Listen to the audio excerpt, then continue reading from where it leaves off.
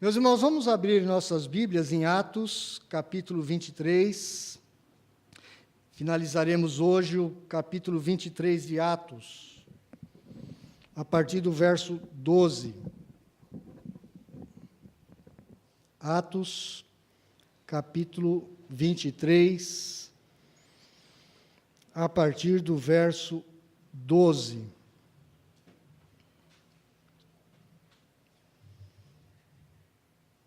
Diz assim o texto da Escritura, pela pena de Lucas, inspirado pelo Espírito Santo. Quando amanheceu, os judeus se reuniram e, sob anátema, juraram que não haviam de comer nem beber enquanto não matassem Paulo. Eram mais de 40 os que entraram nesta conspirata. Estes, indo ter com os principais sacerdotes e os anciãos, disseram: juramos, sob pena de anátema, não comer coisa alguma enquanto não matarmos Paulo.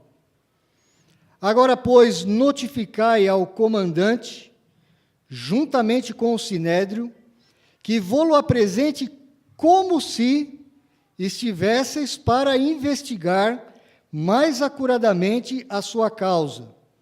E nós, antes que ele chegue, estaremos prontos para assassiná-lo. Mas o filho da irmã de Paulo, tendo ouvido a trama, entrou na fortaleza e de tudo avisou a Paulo. Então este, chamando um dos centuriões, disse: leve este rapaz ao comandante, porque tem alguma coisa a comunicar-lhe. Tomando-o, pois, levou-o ao comandante, dizendo: o preso Paulo, chamando-me, pediu-me que trouxesse à tua presença este rapaz, pois tem algo que dizer-te. Tomou-o pela mão, o comandante, e, pondo-se à parte, perguntou-lhe: que tens a comunicar-me?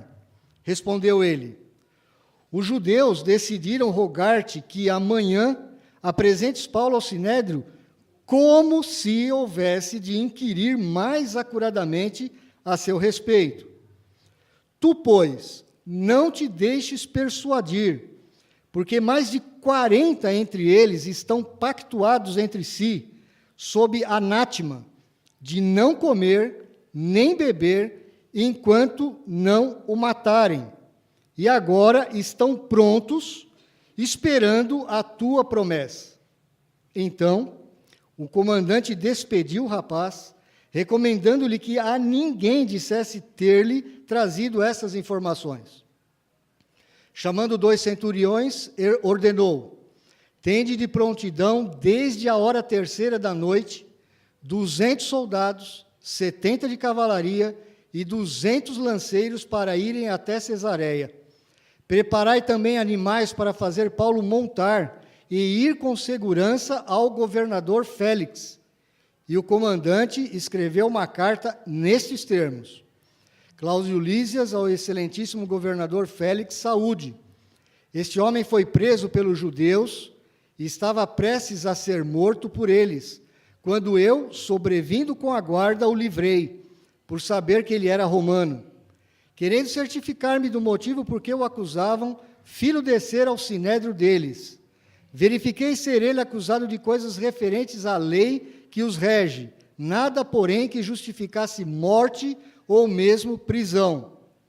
Sendo eu informado de que ia haver uma cilada contra o homem, tratei de enviá-lo a ti sem demora, intimando também os acusadores a irem dizer, na tua presença, o que há contra ele.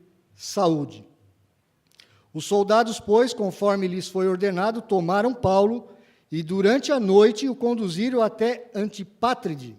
No dia seguinte, voltaram para a fortaleza, tendo deixado aos de cavalaria o irem com ele, os quais, chegando a Cesareia, entregaram a carta ao governador e também lhe apresentaram Paulo.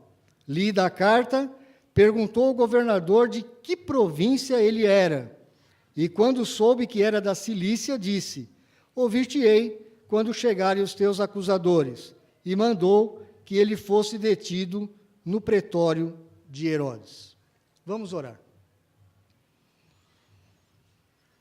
Ó Deus Trino, Santo, Deus Pai, Filho e Espírito Santo, nós te adoramos na beleza da tua santidade, declaramos as tuas maravilhas, te agradecemos pela tua palavra, ó Deus, que edifica a nossa vida, te agradecemos, ó Deus, porque neste lugar, nesta igreja, o Senhor tem feito uma obra grandiosa, poderosa. O Senhor tem salvo pessoas aqui para a honra e glória do teu nome. O Senhor tem levantado homens, mulheres, jovens, crianças, para exaltarem o teu nome, para cantarem louvores ao Senhor. Deus, nós te louvamos pela grande salvação que temos em Cristo Jesus. Te louvamos pelo teu Espírito Santo que habita em nós e que nos capacita a te chamarmos de Pai. O teu Espírito que testifica com o nosso próprio Espírito que somos teus filhos. O teu Espírito que nos faz lembrar de tudo aquilo que o Senhor Jesus Cristo fez e ensinou. O teu Espírito que ilumina a nossa mente para nós compreendermos a tua palavra. O teu Espírito que nos capacita, nos dá poder para vencermos o pecado, para vencermos o mundo, para vencermos a nossa carne, para vencermos Satanás. Obrigado porque o teu Espírito nos dá poder para vencer as nossas próprias inclinações pecaminosas. Nós te agradecemos, ó Deus Trino, pelo sangue do Senhor Jesus Cristo derramado naquela cruz, aquele sangue precioso que foi derramado por cada um de nós para perdão dos nossos pecados. Aumenta a nossa fé, ó Deus. Cria em nós um coração puro. Cria em nós, ó Deus, um coração contrito, um coração pronto a receber a tua palavra. Ó Deus, abençoa as famílias da tua igreja. Abençoa o teu povo. Abençoa a casa dos teus servos. Abençoa os celeiros dos teus servos. Abençoa o trabalho, as empresas, todas as atividades dos teus servos e das tuas servas. Abençoa as nossas crianças, abençoa os nossos filhos, guarda-os debaixo do teu poder, ó Deus. Livra-os do homem mau, livra-os, ó Deus, deste mundo perverso. Dá aos nossos filhos crescimento na tua casa, cheios de sabedoria, cheios de graça, cheios do poder do Senhor. Ó Deus, muito obrigado por esta hora. Nós te pedimos, ó Deus, que o Senhor abençoe-nos de uma forma especial. Fala conosco, através da tua palavra. Nós te pedimos em nome de Jesus. Amém.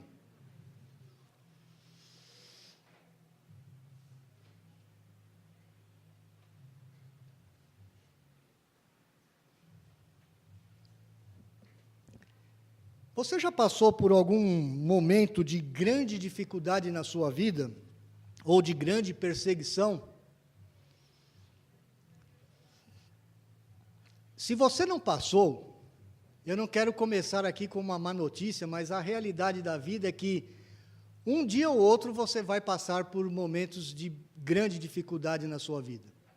Faz parte da natureza humana, faz parte do nosso mundo criado, esse mundo que está sob a maldição por causa do nosso pecado. Nós passaremos por lutas e por provações uma hora ou outra na nossa vida, seja na área profissional, seja na área familiar, seja com a nossa saúde, seja uma perseguição mesmo implacável de alguém até muito conhecido, ou de uma pessoa muito amável.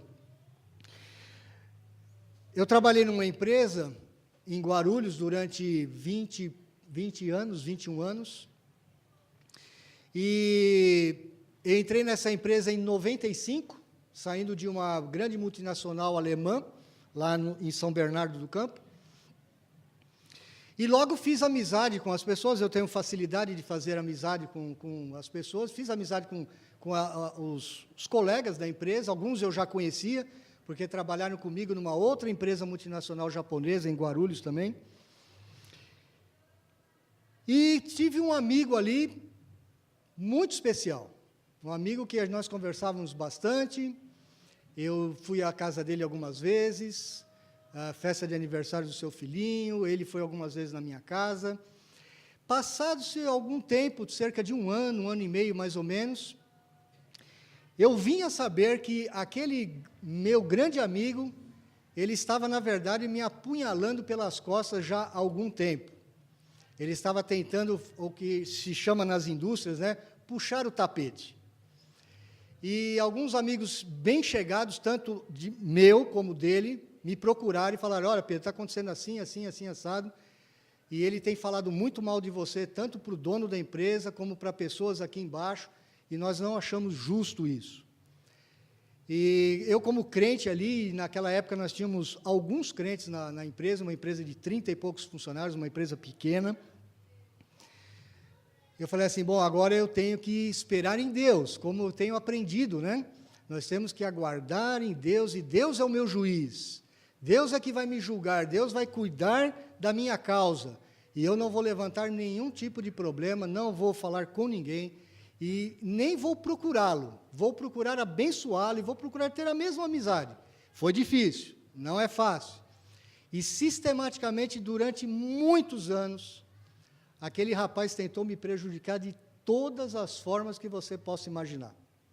Calúnias, mentiras, difamações, e ali foi bastante difícil passar alguns anos, não foram poucos, passando por aquele momento de bastante dificuldade. Quando é uma pessoa estranha, você sente, você fica chateado, mas quando é uma pessoa que é muito seu amigo, como diz a palavra, aquele que comia com você, né? Aquele que metia a mão no prato junto com você, uma expressão judaica, você realmente passa bastante dificuldades e você sabe como é ruim ser prejudicado dessa forma, mas eu sempre coloquei aquilo na mão do Senhor e Deus me foi dando graça ao longo dos anos, e Deus cuidou das nossas vidas, né? Deus, de alguma forma, tirou aquele rapaz da empresa de uma forma assim muito inusitada. Eu não tenho tempo para lhes contar aqui agora, mas foi uma coisa assim bastante, uma coisa que só Deus mesmo poderia ter providenciado.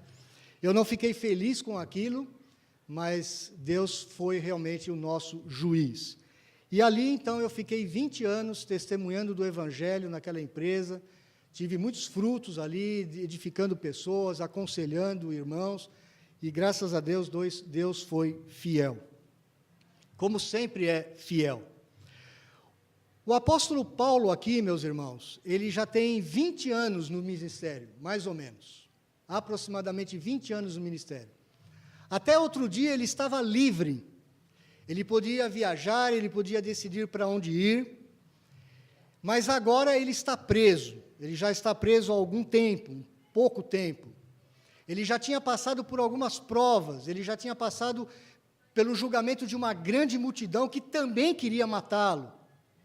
Depois ele foi levado ao Sinédrio judaico, e o Sinédrio judaico foi muito injusto com ele. A casa que nós deveríamos esperar justiça foi injusta com ele. E também queriam matá-lo. Paulo agora está sendo guardado, ele está sob custódia do Império Romano, através do comandante Cláudio Lísias, que nós já falamos sobre ele no domingo passado.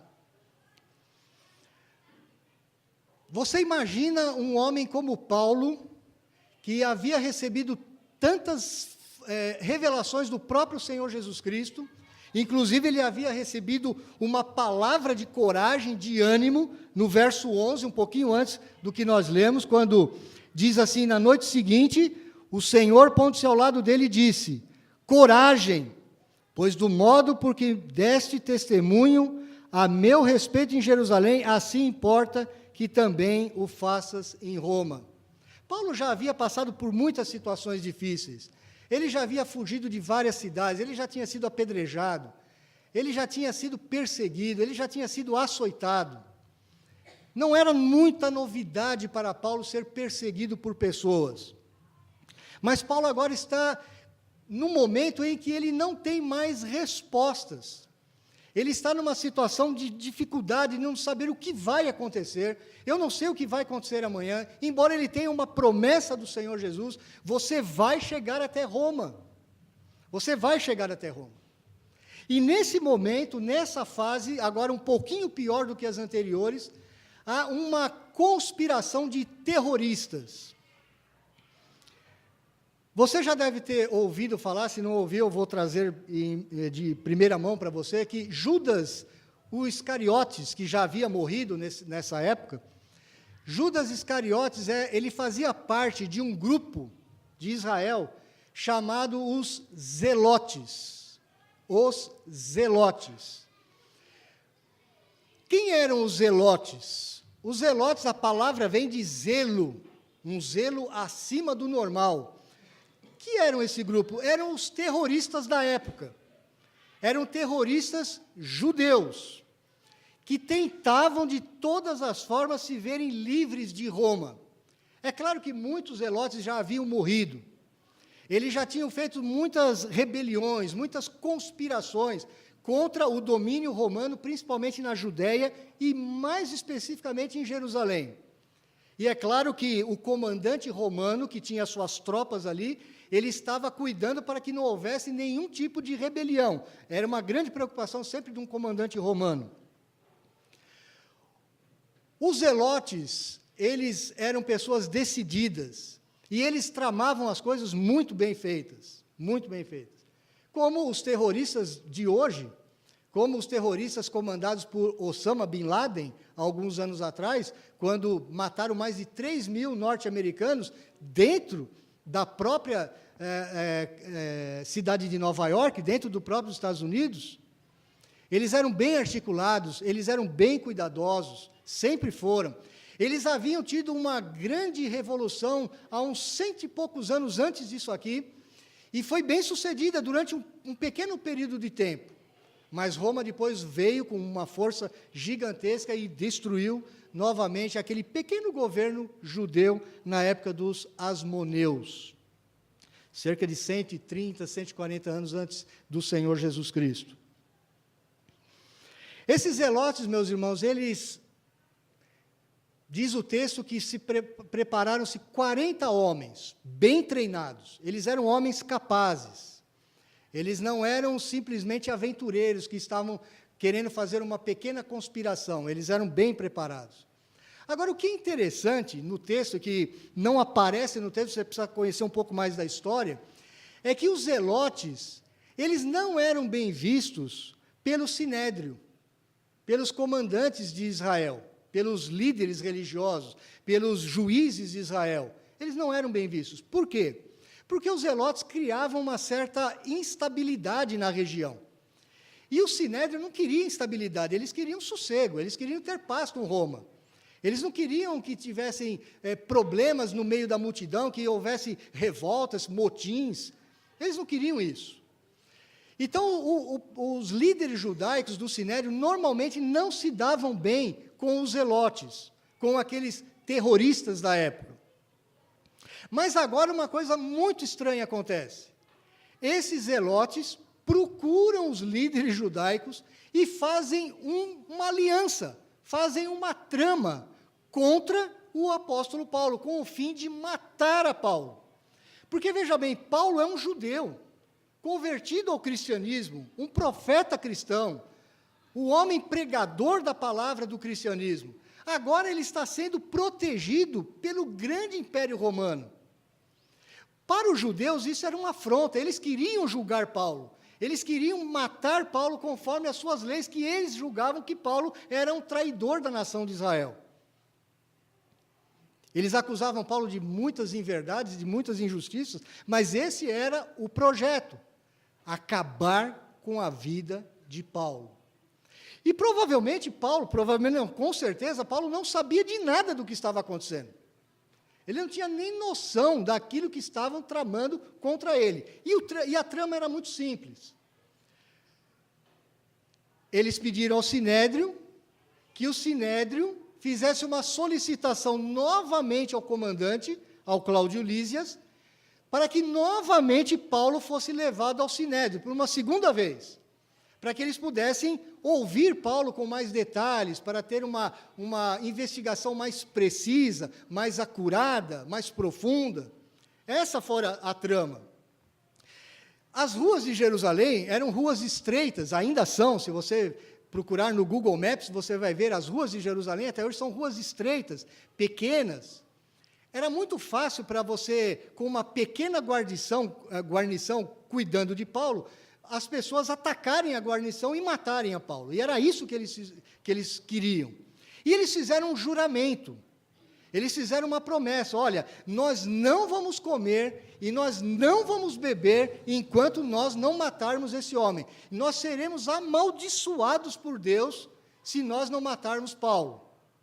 Então veja a trama que está por trás da vida de Paulo, e Paulo não conhecendo, não sabendo de nada.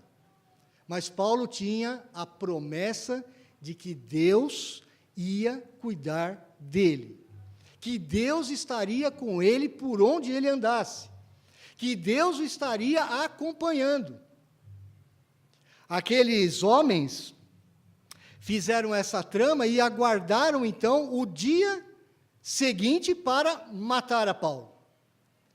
Mas, meus irmãos, Deus, ele usa de coisas inexpressivas neste mundo.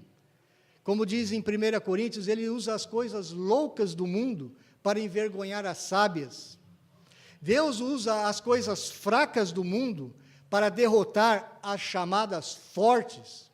Ele usa aquilo que não é, para destruir a sabedoria daqueles que se acham em alguma coisa. Deus usa coisas improváveis. Assim como Deus havia feito promessas a Abraão, em Gênesis capítulo 15, verso 1, Abraão, não temas, eu sou contigo, eu vou estar com você, eu vou acompanhar você por onde você andar, porque Abraão também teve medo. Abraão também passou por perigos que ele nem mesmo conhecia. E Deus então faz a promessa para os seus servos, e ele continua mantendo as suas promessas até hoje. Eu vou estar cuidando de você, quando nem ao menos você saber que está passando por algum perigo. E de uma forma muito inusitada, no verso 16, aparece o filho da irmã de Paulo. Quem conhece mais a Escritura, quem já lê as Escrituras há muito tempo, você sabe que você nunca soube de nada. Se você não conhecesse esse trecho de Atos aqui, se você nunca tivesse lido, você ia falar: ué, uma irmã de Paulo em Jerusalém? Nós nunca ficamos sabendo que tinha uma família de Paulo em Jerusalém.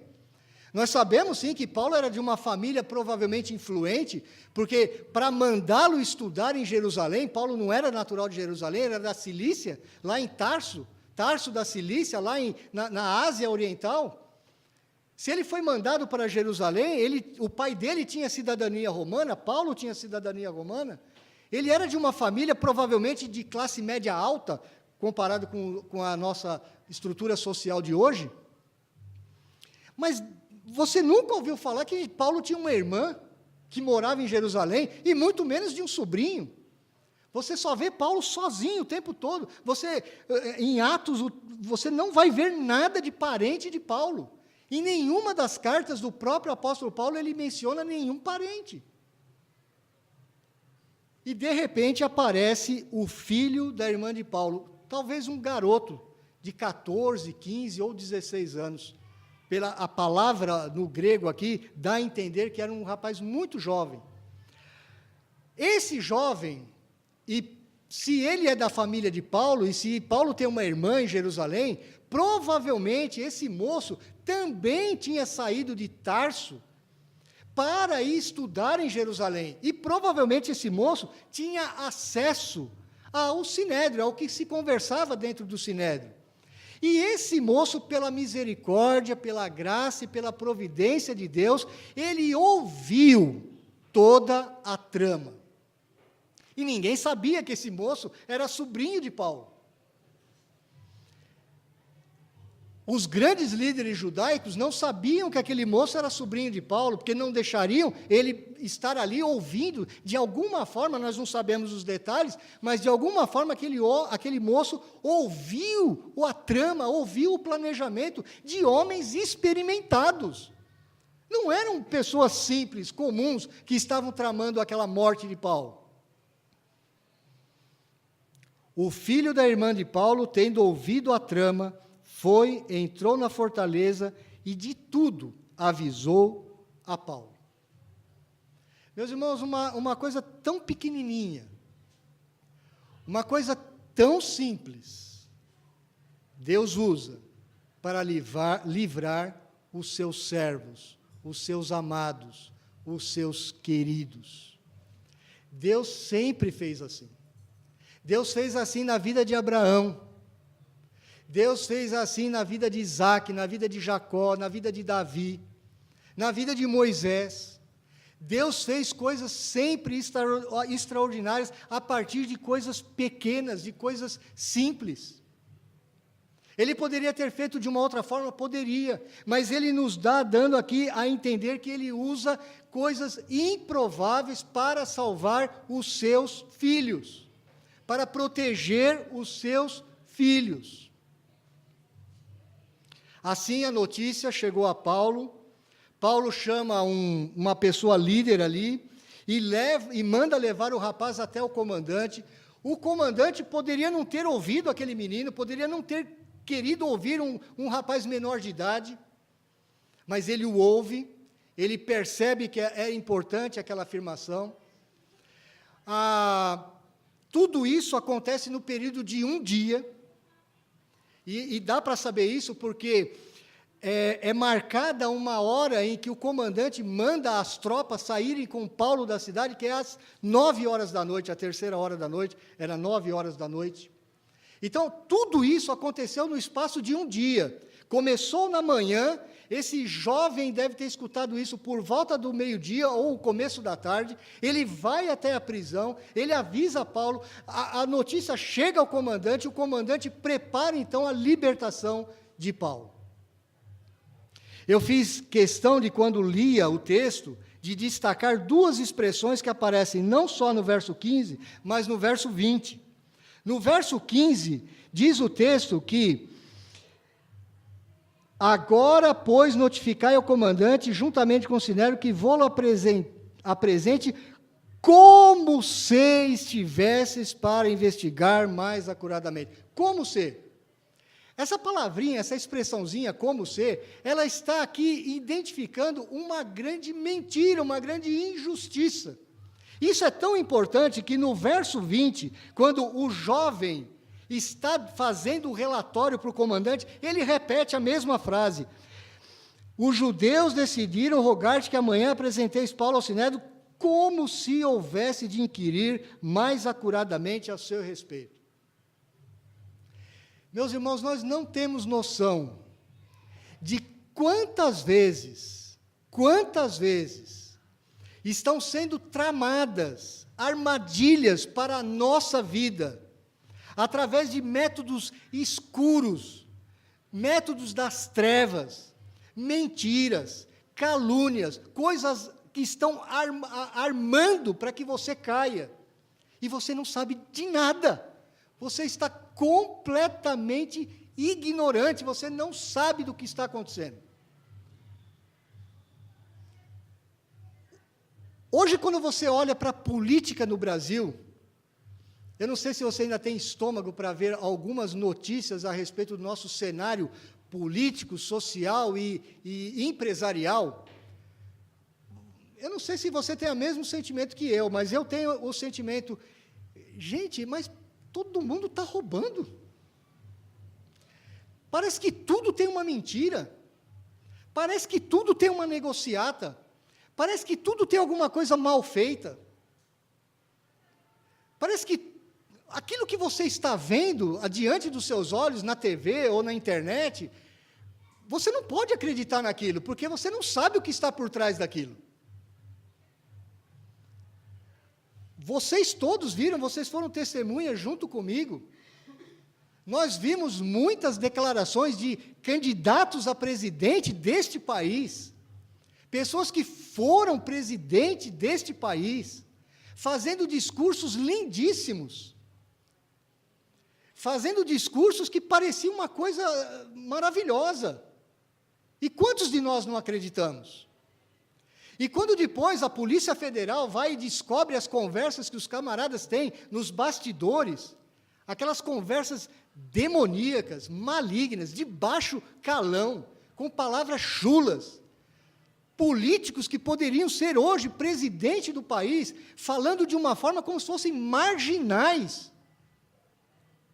Vocês viram isso? Há coisas que você está vendo uma coisa e você não tem mais confiança. Será que é isso mesmo? Será que por detrás não há toda uma armação para que a gente acredite em alguma coisa que não é, na verdade, o que está acontecendo? Mas isso não acontece só nos meios políticos. Isso não acontece só nos meios empresariais. Não acontece, inclusive, nos negócios.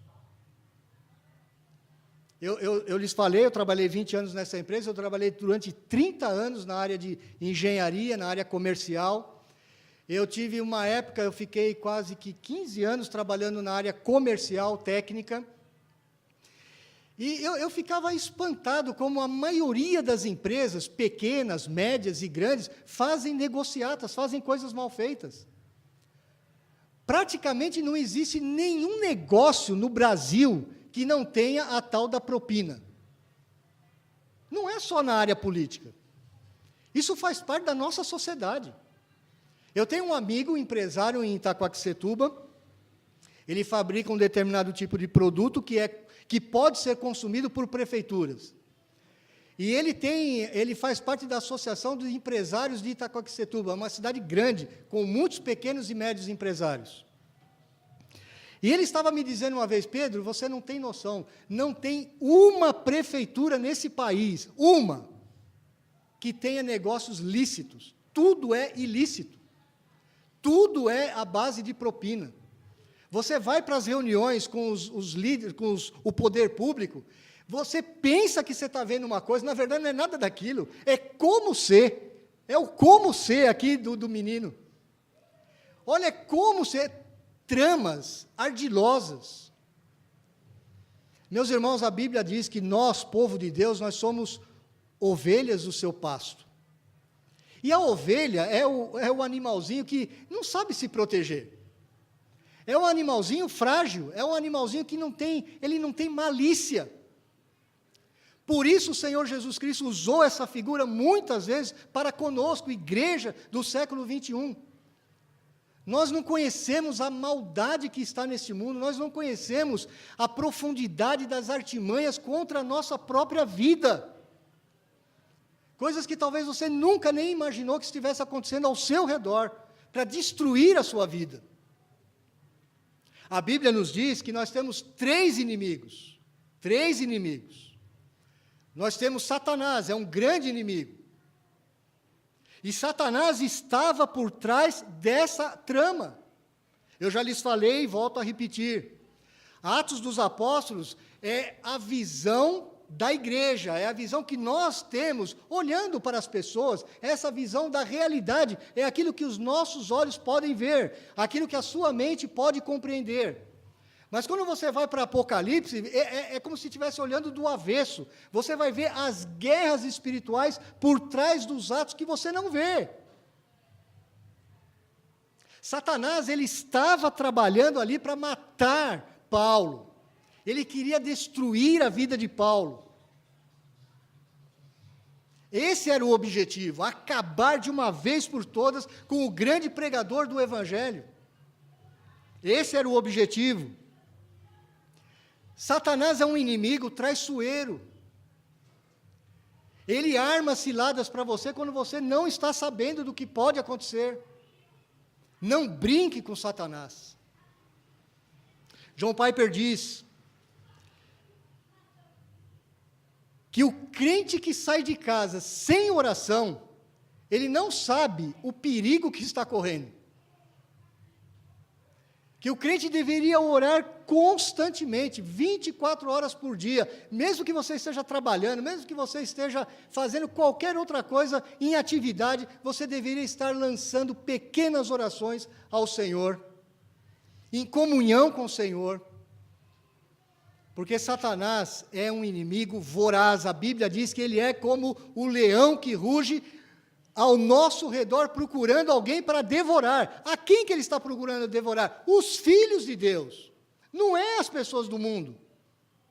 As pessoas que hoje estão lá fora nas drogas, na prostituição, na bebedeira, na roubalheira, fazendo o diabo por aí, eles estão na mão dele mesmo, do pai deles. O diabo é o pai do mundo.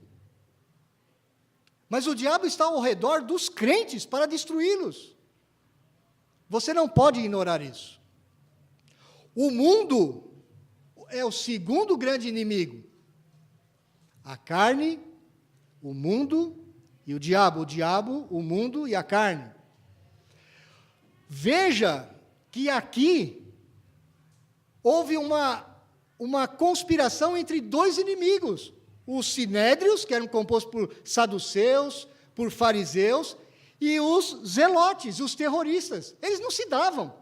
Mas como na vida do próprio Senhor Jesus, eles se unem para lutar contra o povo de Deus, para destruir o pregador do Evangelho, para destruir aquele que vai testemunhar de Jesus Cristo até em Roma. O mundo não é seu amigo, meu irmão. O mundo, ele é objeto do seu amor, da sua misericórdia, da sua oração e principalmente do seu testemunho, mas ele nunca vai ser seu amigo. O mundo se une, eu já vi isso acontecer tantas vezes na nossa própria existência aqui, no século 20 e 21. Quantas vezes eu vi pessoas, eu vi isso na empresa onde eu trabalhei. Tinham pessoas que não se davam umas com as outras, eles falavam mal um do outro.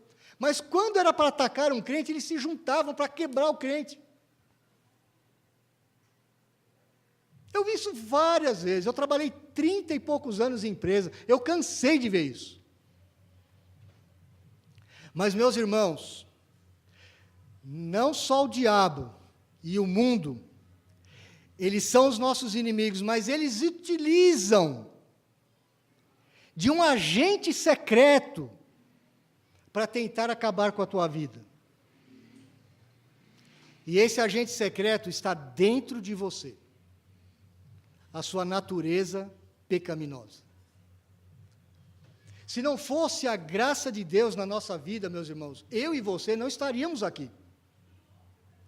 Nós estaríamos talvez aí pelo mundo afora, aprontando 1001. Deus é que nos salva, Deus é que nos mantém, Deus mantém inclusive a nossa fé, porque a nossa natureza, o nosso coração pecador, ele não quer nada disso. E Satanás sabe disso. E o mundo, de certa forma, talvez até inconscientemente, saiba disso.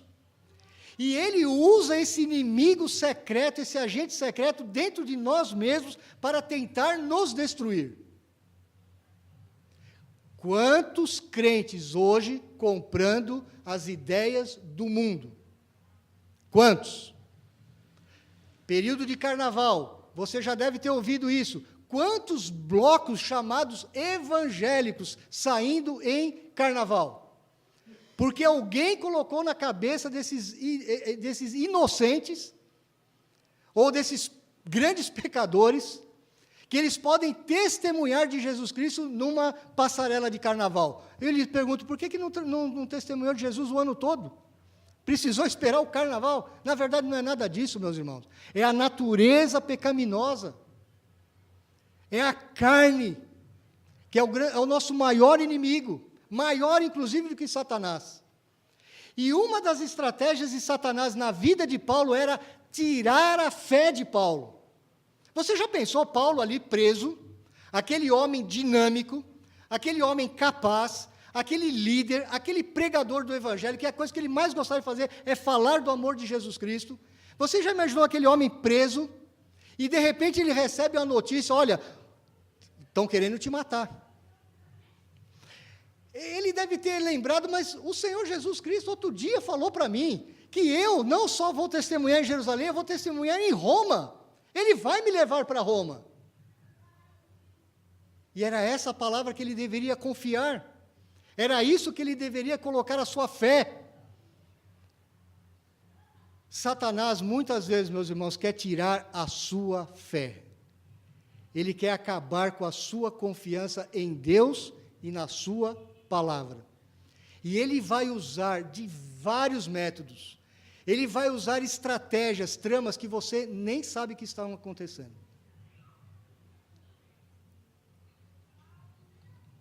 Mas o Senhor livrou Paulo.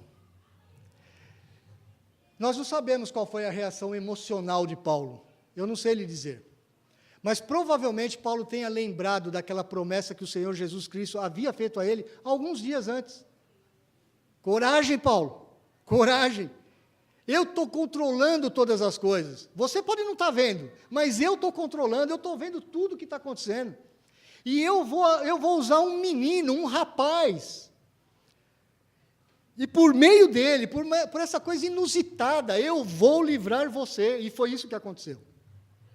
O comandante ouviu o rapaz, poderia não ter ouvido, ouviu.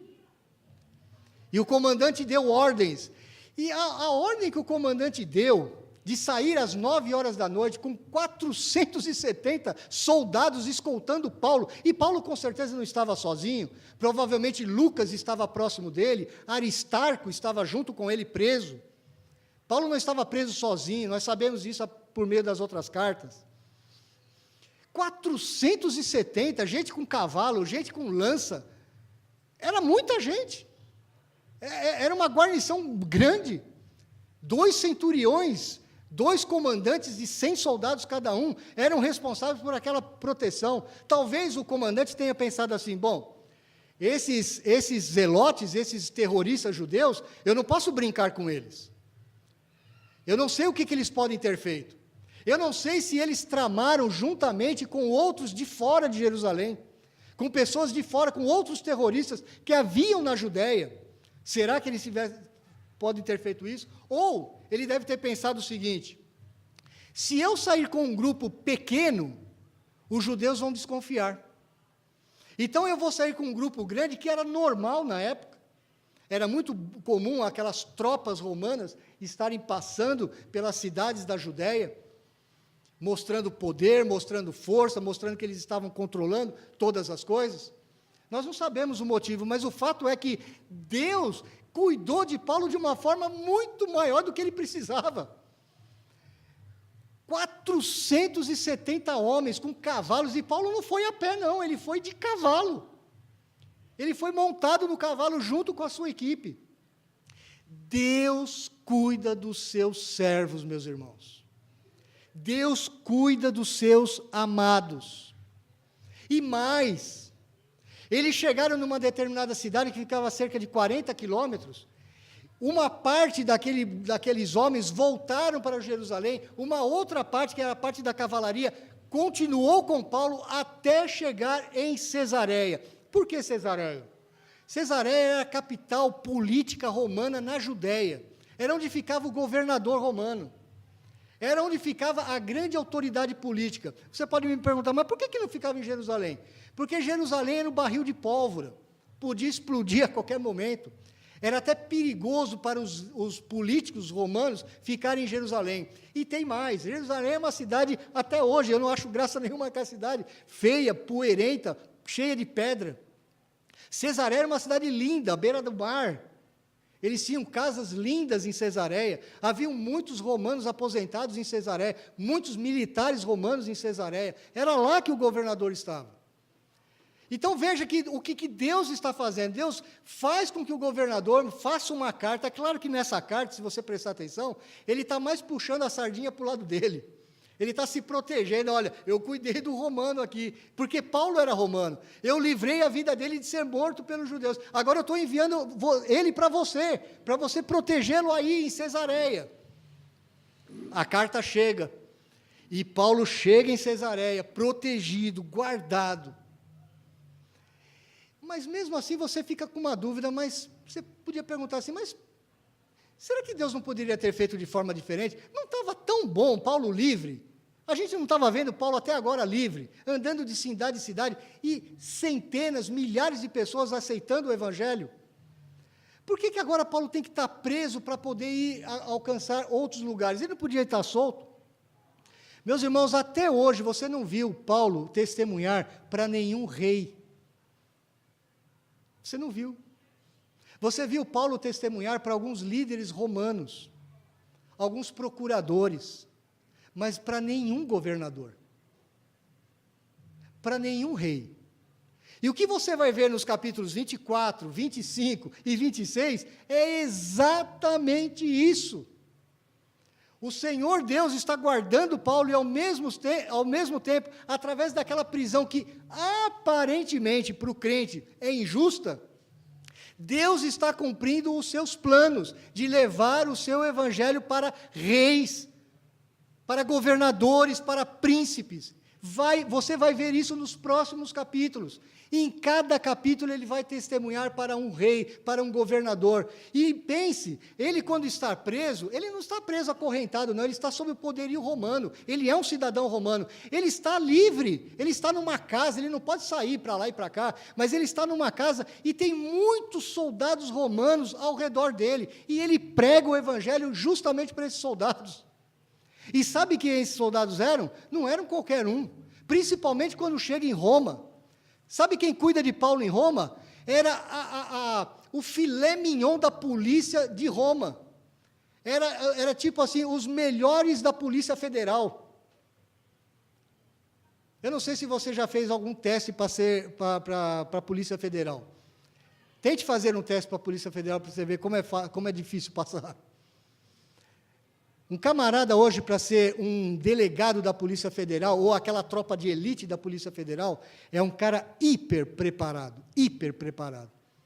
Não só fisicamente, mas intelectualmente e psicologicamente. São pessoas de um alto preparo e pessoas influentes. Veja o que Deus está fazendo.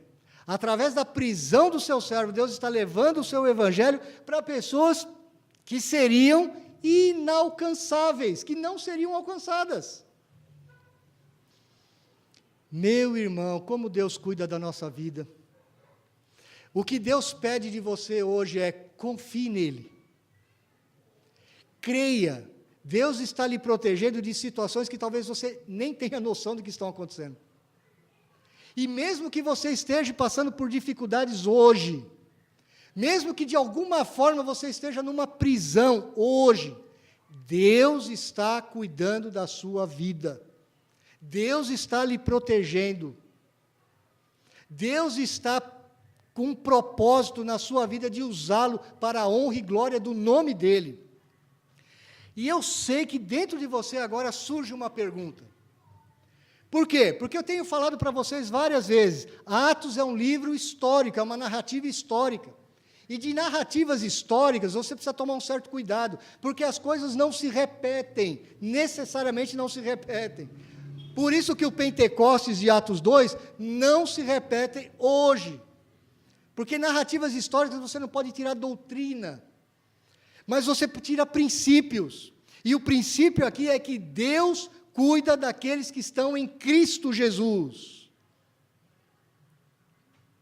Ele não vai proteger você e a mim da mesma forma que protegeu a Paulo. São circunstâncias diferentes. A sua circunstância não é a minha, não é a do César, não é a do Samuel. Cada um de nós tem uma circunstância diferente, situações diferentes. Por isso ninguém pode chegar aqui e falar assim: mas você não sabe a minha vida. Você não conhece a minha vida, você não sabe do meu problema, você não conhece o meu marido, você não conhece a minha mulher, você não conhece os meus filhos, você não conhece o meu patrão. Vira e mexe a gente ouve essas coisas. Mas não importam as circunstâncias de Paulo eram outras, você não está preso, você está aqui. Mas você vai passar por dificuldades, você vai passar por lutas, e a promessa de Deus é que aqueles que estão em Cristo serão guardados do poder do mal, serão guardados da morte violenta. Nada na sua vida vai acontecer por acaso, meu irmão. O dia que você ficar doente para morrer, tenha certeza disso, Deus está no controle. Você não precisa ter medo nem da morte, você não precisa ter medo de doença, você não precisa ter medo de nada. Nada, absolutamente nada. Deus controla a nossa vida. Deus governa a sua e a minha vida. não importa a circunstância, porque a promessa de Deus foi essa para Abraão. Lembre-se, nós somos filhos de Abraão pela fé em Cristo. Nós temos as mesmas promessas de Abraão, e porque Jesus Cristo morreu e ressuscitou, Ele está agora ao lado do Pai, e eu tenho a mesma vida que o Senhor Jesus Cristo tem, é garantida, é promessa garantida para você. Não temas, não temas. Mas não se esqueça, você tem uma luta ainda enquanto vivo. Satanás vai tentar tirar a sua fé, Satanás vai tentar abalar a sua fé. Ele pode abalar com problemas e com conforto.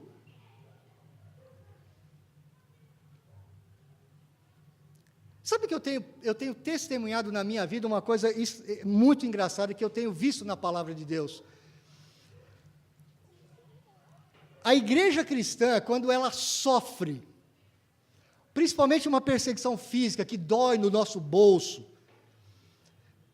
você tem o perigo de passar fome, de passar sede, de perder a sua família. Quando essas coisas acontecem, sabe o que normalmente acontece conosco, crentes? Nós buscamos mais a Deus, nós nos consagramos, nós nos arrependemos dos nossos pecados, nós buscamos ao Senhor. Mas existe uma estratégia de Satanás que Satanás tem usado mais nos tempos atuais. É quando ele dá para você muito conforto, muita segurança, nenhum tipo de problema aparente. Você olha para a sua vida e fala assim, mas Pedro, eu não sei do que você está falando. A minha vida está uma nice, está ótima. Ó, eu não tenho doença nenhuma, fiz meus exames, está tudo maravilhoso. Eu estou com o carro do ano, eu estou com a casa na praia, eu estou com a casa no campo, eu tenho a minha casa própria, os meus filhos são todos obedientes, o meu marido é maravilhoso, a minha esposa é um anjo. Olha, não sei do que você está falando. Cuidado. Cuidado, meu querido irmão, porque a nossa prosperidade não é medida, segundo a Bíblia, pelo número de problemas que você tem ou deixa de ter. A sua prosperidade, ela é medida quando você se alegra no Senhor, quando o Senhor é a sua única salvação. Quando mesmo que você estiver preso, quando você estiver limitado pelas circunstâncias da vida, você possa olhar para o Senhor e lembrar-se das promessas dEle. Meu irmão, vai ter muitas vezes na sua vida que a única coisa que você vai ter é essa palavra na sua mão e diante dos seus olhos. Vai ter momento que você não vai conseguir falar nem com o seu cônjuge. Vai ter momento que você não vai conseguir falar nem com o seu pastor. Você não vai conseguir falar com ninguém. Você vai estar como se fosse num labirinto, sem saída. Você vai olhar, uma porta está fechada, a outra está fechada. Você vai para lá, não dá certo, você volta, não dá certo, você vai para um lado, esquerda, para cima, para baixo. Você não vê saída. É nessas horas que você vai olhar para a Escritura, para a palavra de Deus, para a promessa da palavra de Deus. É tudo que você tem. É tudo que você tem. Era tudo que o apóstolo Paulo tinha. A confiança no Deus da palavra. Ele tinha as promessas do Senhor Jesus Cristo, mas ele não sabia de nada do que estava acontecendo. Deus nos guarda, meus irmãos, confie nele, entregue a sua vida a ele, guie-se pela palavra, ame essa palavra, conheça as promessas de Deus, conheça o Deus da palavra, tenha intimidade com ele, para que quando o dia mau chegar, você esteja preparado, preparado. Eu já lhes contei isso aqui, volto a repetir.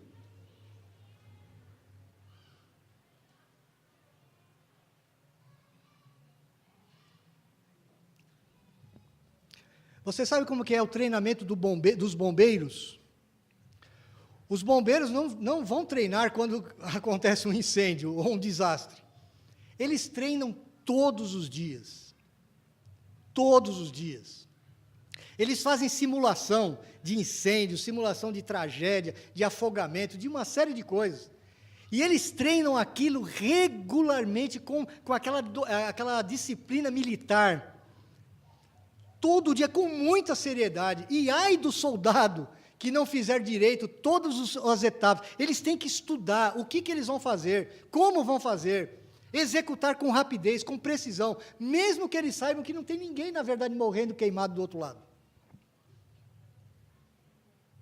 A vida cristã, meus irmãos, quando a Bíblia fala que a nossa vida cristã é uma luta, é como se fosse a do bombeiro.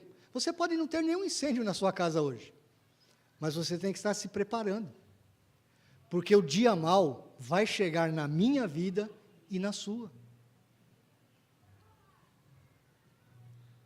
Não tem como escapar disso. Como que você vai reagir? Como você vai enfrentar os problemas? Reclamando? Tirando a sua própria vida, como muitos hoje estão fazendo? Porque dentro do labirinto, quando você não vê saída para lado nenhum, e quando ninguém te entende, quando ninguém te compreende, as pessoas chegam à loucura e dão um tiro na cabeça. Você só tem a palavra do Senhor, meu irmão. Nós temos conselheiros, nós temos os irmãos da igreja que nos aconselham, nós temos pessoas mais velhas que têm sabedoria para nos aconselhar, nós temos amigos, nós temos a esposa, o esposo, nós temos pessoas que a gente pode procurar, mas há momentos na nossa vida, meu irmão, como o do apóstolo Paulo, que você não vai ter ninguém, você só vai ter a promessa da palavra de Deus. Esteja preparado, para que você, quando chegar às tramas diabólicas, que vão usar inclusive a sua fraqueza carnal, você vença, e você cumpra o propósito de Deus na sua vida. Vamos orar. Pai, nós te agradecemos que o Senhor é o Deus da providência, e o Senhor cuida de cada detalhe da nossa vida, quando nós nem mesmo estamos enxergando nada. Quando estamos dormindo, ó Deus, o Senhor está cuidando de nós. As tuas promessas, elas são maravilhosas, ó Deus, e elas não voltam atrás. O Senhor não é um Deus de falsas promessas. O Senhor não é um Deus como um político brasileiro. O Senhor não é como um empresário brasileiro. O Senhor não é como aquelas pessoas que mentem descaradamente, como se fosse uma coisa, mas não fosse aquilo. O Senhor é fiel à tua palavra, e nós temos testificado disso ao longo das nossas vidas. Louvado seja o teu nome, ó Deus, porque o Senhor guarda os teus servos. O Senhor tem um propósito para a minha vida e para a vida de cada irmão que está aqui nesta noite. Assim como o Senhor teve propósito na vida do apóstolo Paulo, assim como o Senhor estava o protegendo, mesmo ele estando preso. Ó Deus, abre os nossos olhos para que a gente esteja preparado a todo momento e que a gente não ignore os nossos inimigos, que nós não ignoremos o mundo ao nosso redor, que nós não ignoremos as obras de Satanás e que nós não ignoremos o pior dos nossos inimigos, que é a nossa própria natureza pecaminosa, que precisa ser morta a cada dia pela santificação do Teu Espírito em nós. Abre os nossos olhos para que a gente enxergue a Tua palavra, ó Deus. Abre os nossos olhos para que pela fé nós estejamos seguindo o Senhor, mesmo quando nós estamos no nevoeiro, mesmo quando nós estamos na neblina, mesmo quando nós estamos andando por instrumentos, sem estar com os olhos vendo alguma coisa, que a gente possa andar pela fé, confiando no Senhor, nos alegrando no Senhor e nos regozijando no Senhor, sabendo que lá na frente o Senhor tem promessas inigualáveis para cada um de nós. E que o Senhor usa as circunstâncias as mais inexprimíveis, as mais simples, as mais improváveis. O Senhor é o Deus do impossível, o Senhor é o Deus do improvável, o Senhor é o Deus que usa até mesmo as nossas circunstâncias mais tolas. Aumenta a nossa fé, aumenta a nossa confiança, ó Deus. Nós queremos andar, como diz o cântico que nós cantamos hoje, nós queremos nos apegar ao Senhor em amor, porque nós sabemos que o Senhor nos amou a tal ponto de dar o Teu Filho para morrer por nós naquela cruz. O Senhor deu aquilo que o Senhor tinha de mais precioso. O Senhor não nos dará com Ele todas as coisas? É claro que vai dar.